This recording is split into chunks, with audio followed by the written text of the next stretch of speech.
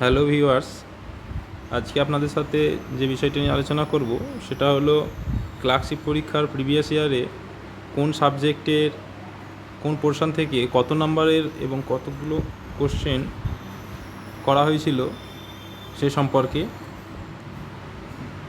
তো প্রত্যেকেই আমরা জানি যে ক্লার্কশিপ পরীক্ষার প্রিলিমিনারিতে সাধারণত 100 নম্বরের কোশ্চেন করা হয়ে থাকে এবং সেই 100 নম্বরের মধ্যে কোন সাবজেক্টে কত সেটা দেখে নিন আগে। জেনারেল স্টাডিজে 40 নম্বর, যেখানে ইতিহাস, ভূগোল, সায়েন্স, কারেন্ট অ্যাফেয়ার্স, সাহিত্য সবই রয়েছে।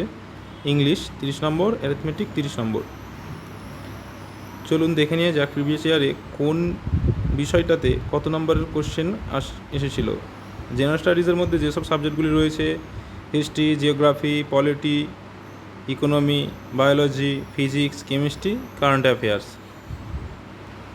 তারপরে যেমন ইংলিশটাতে রয়েছে,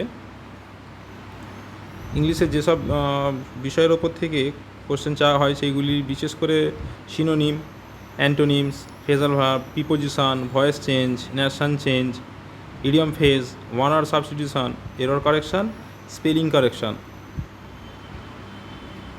অ্যারিথমেটিকের যে সাবজেক্টগুলির ওপরে বা যে চ্যাপ্টারগুলির ওপরে কোশ্চেন করা হয়ে থাকে সেইগুলো হলো লাভ ক্ষতির অঙ্ক, শতকরা, লসাগু গসাগু, মূলদ সংখ্যা, সময় দূরত্ব, সময় কার্য, মিশ্রণ, লভ্যাংশ, অনুপাত সমানুপাত, সুদ কষা, নল ও চৌবাচ্চা, সরলীকরণ, বীজগণিত, পরিমিতির মধ্যে বিশেষ করে ত্রিভুজ, আয়তক্ষেত্র, বর্গক্ষেত্র এবং বৃত্তের, বিবিধ যেইগুলো হচ্ছে পিতাপুত্র, ঘড়ি, সংখ্যার অঙ্ক, ক্যালেন্ডার, হেন তেন এইসবগুলো দিয়ে থাকে। তো দেখতে পাচ্ছেন 2019-এর ক্লার্কশিপ পরীক্ষায় আসা বিভিন্ন বিষয়ের কত নম্বর এসেছিল সেটা নিয়ে আজকে আলোচনা।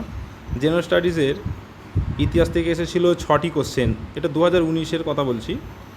ইতিহাস থেকে এসেছিল 6টি কোশ্চেন, জিওগ্রাফি থেকে এসেছিল 4টি, পলিটিক্যাল সায়েন্স থেকে এসেছিল 3টি, ইকোনমিক্স থেকে এসেছিল 3টি, বায়োলজি থেকে করা হয়েছিল 3টি, ফিজিক্স থেকে 2টি, কেমিস্ট্রি থেকে 2টি, কারেন্ট অ্যাফেয়ার্স থেকে 17টি। তাহলে জেনারেল স্টাডিজের সবথেকে গুরুত্বপূর্ণ জায়গা হচ্ছে কারেন্ট অ্যাফেয়ার্স। কারেন্ট অ্যাফেয়ার্সের পরেই রয়েছে ইতিহাস, ভূগোল, পলিটি, এই 3টে সাবজেক্ট যেখানে স্কোরিংটা খুব বেশি হয়ে থাকে। তারপরে ইংলিশটা রয়েছে, যেমন ইংলিশে দেখতে পাচ্ছেন সিনোনিম থেকে চাওয়া হয়েছিল 4টি, অ্যান্টোনিমস থেকে 3টি, ফ্রেজাল ভার্ব 2টি, প্রিপোজিশন ছিল 6টি, ভয়েস চেঞ্জ ছিল 3টি, ন্যারেশন চেঞ্জ ছিল 2টি, ইডিয়ম ফ্রেজ 1টি, ওয়ান ওয়ার্ড সাবস্টিটিউশন 1টি, টেন্স কারেকশান ছিল 4টি, স্পেলিং কারেকশান ছিল 1টি।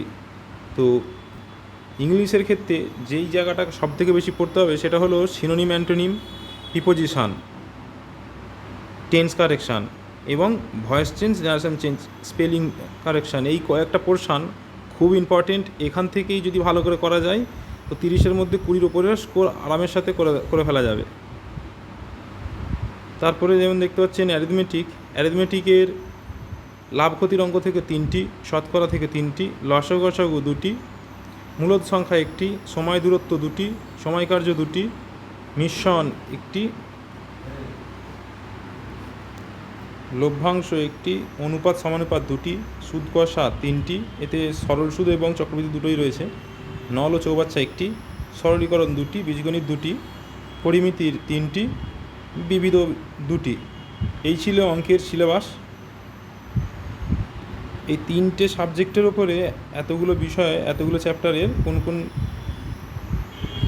কতগুলো কোশ্চেন করা হয়েছিল সেটা আপনাদের জানানো হলো।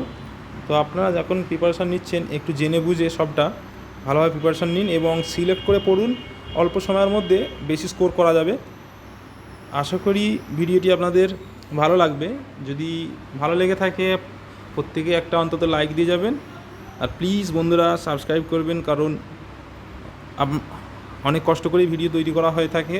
আপনাদের একটা সাবস্ক্রাইবার আমাদের কাজকে আরও উৎসাহিত করবে। থ্যাংক ইউ, ধন্যবাদ।